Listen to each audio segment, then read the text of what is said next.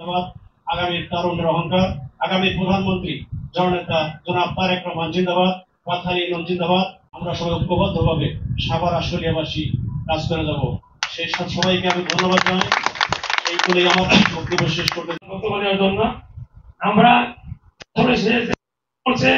আমরা যে দল করি, আমাদের যে এই বিএনপি প্রতিষ্ঠাতা শহীদ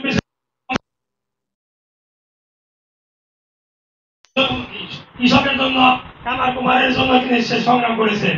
এই প্রেক্ষিতে আমরা গ্রামে আছি। আজকের এই উঠান বৈঠকে সম্মানিত প্রধান অতিথি মোহাম্মদ আইন খান এবং এখানে যারা উপস্থিত আছেন আপনারা সবাই আমার সালাম দিন। আসসালামু আলাইকুম। আমরা সবাই অবগত আছি যে আমরা এখানে কি কারণে আজকে উঠান বৈঠক করতেছি, আর আপনাদের হাতে সবার হাতেই একটা করে হ্যান্ডবিল দেওয়া হয়েছে। এখানে যে একটি দফা কথা বলা হয়েছে 7 নং ওয়ার্ডের, সেই 7 নং ওয়ার্ডবাসীর পক্ষ থেকে আমরা আজকে যে বিষয় সম্পর্কে কিছু কথা শুনতে চাই। সেই পর্যায়ে কিছু বলতে চান করবেন। এই পর্বের পাশাপাশি আমি মোহাম্মদ শহীদুল ইসলাম সিন্দুরিয়া শহীদ অমর হোক এবং খালেদা জিয়া সুস্থতা কামনা করছি। তারেক রহমান জিন্দাবাদ জিন্দাবাদ। ধন্যবাদ। তার মূল্যবান বক্তব্য দেওয়ার জন্য।